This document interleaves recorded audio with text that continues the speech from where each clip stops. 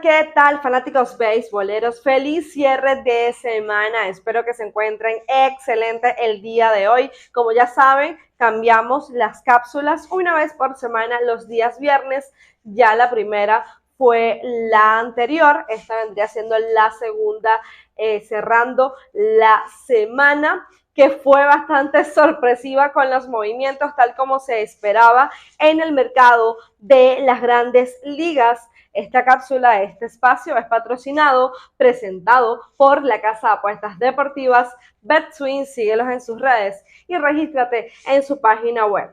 Evidentemente, el movimiento que se llevó la mayor atención, que fue el más polémico, vamos a llamarlo así, es el de Carlos Correa. Ya sabemos, habían 4 agentes libres campo cortos principales, digamos estelares, donde estaban Trea Turner, donde estaban Xander Bogaerts, Carlos Correa y Dansby Swanson. Swanson, este último, no ha firmado aún, ya los otros 3 están listos. Y con contratos históricos, con contratos enormes. Trea Turner, 11 años, 300 millones. Xander Bogaerts, 11 años, 280 millones.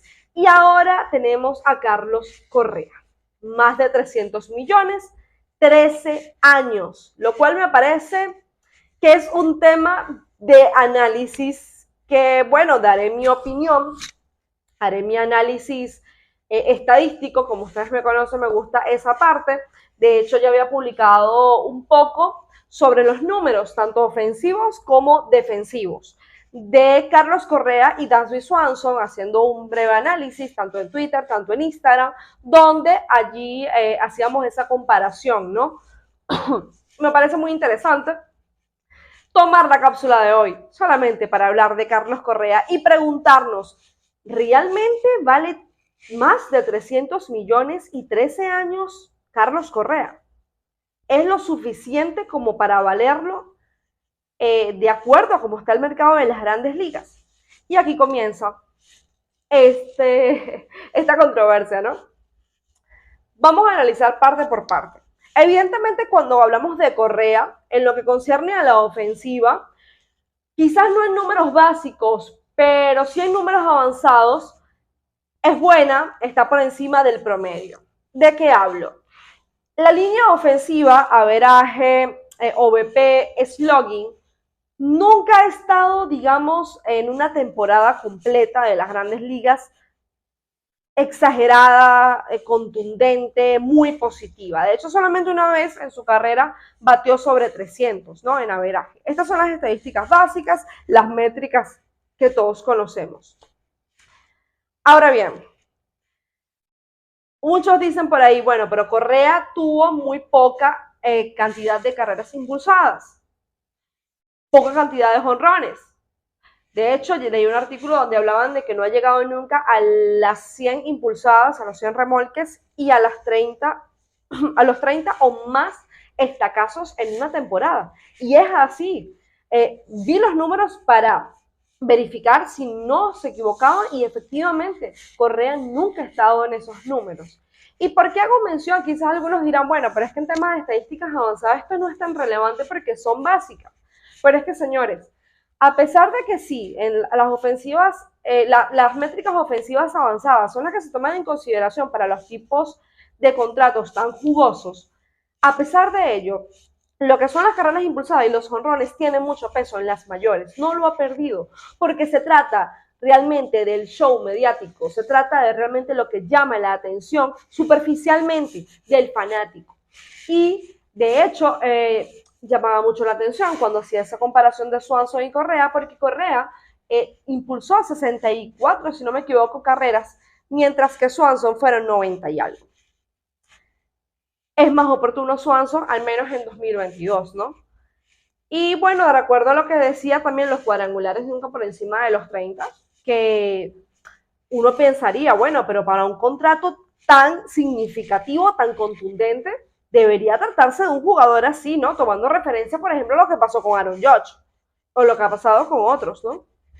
Ahora bien, estadísticas avanzadas. Hablamos de XBOBA, promedio de envasado ponderado esperado, Correa siempre ha estado de 300, incluso en algunas oportunidades ha llegado más de los 400 de promedio en carreras en promedio de envasado ponderado esperado.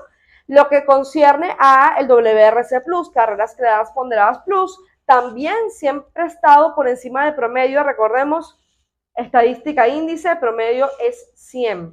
Todo lo que sea por encima de 100 está bueno, están por encima del promedio.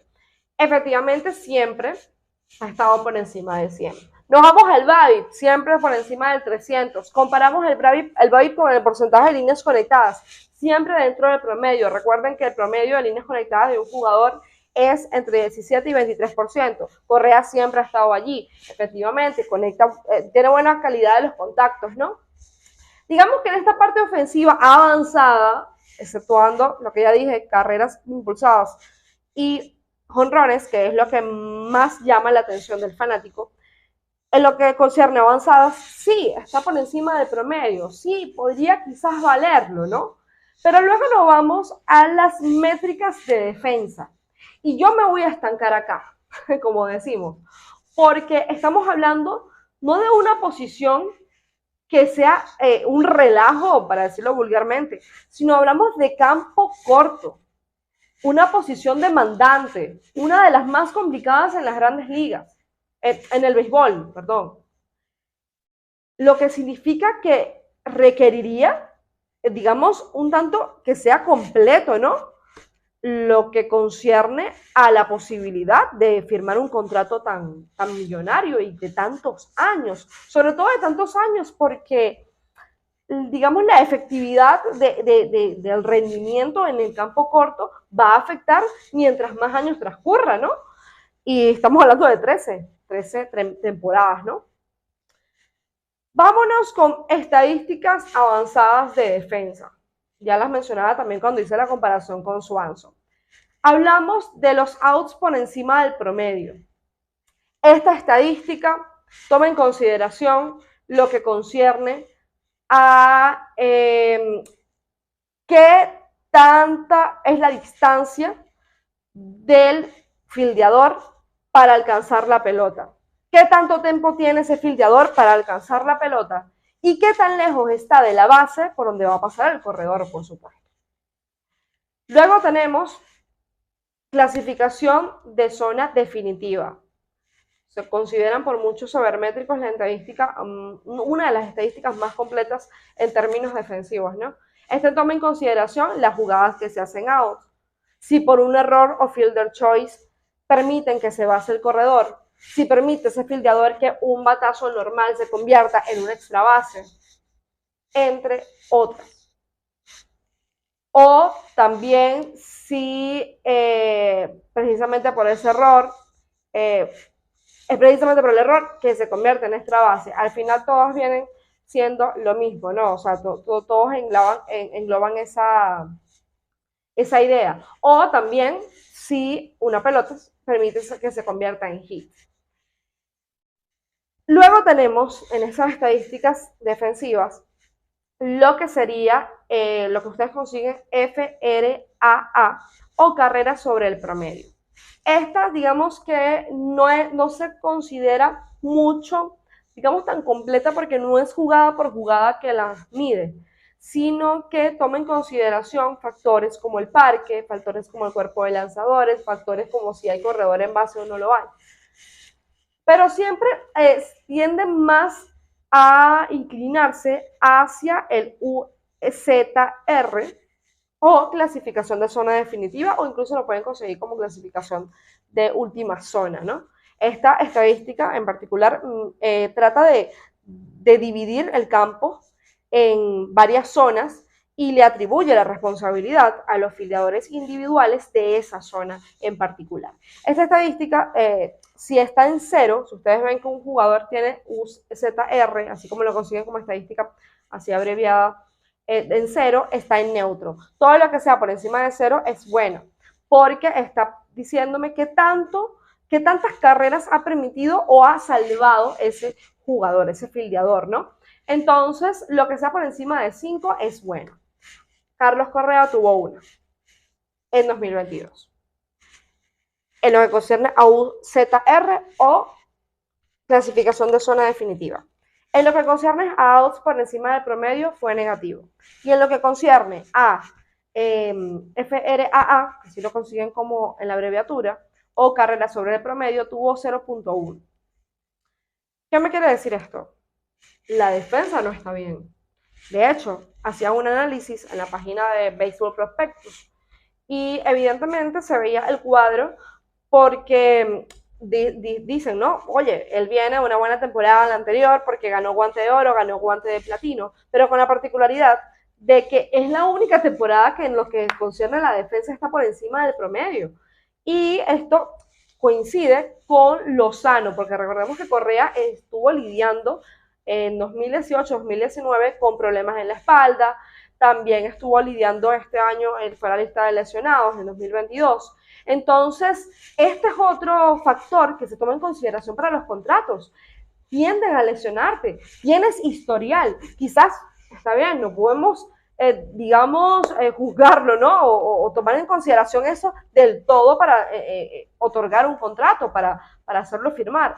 Pero que sea tan largo realmente, me parece que es un tanto arriesgado.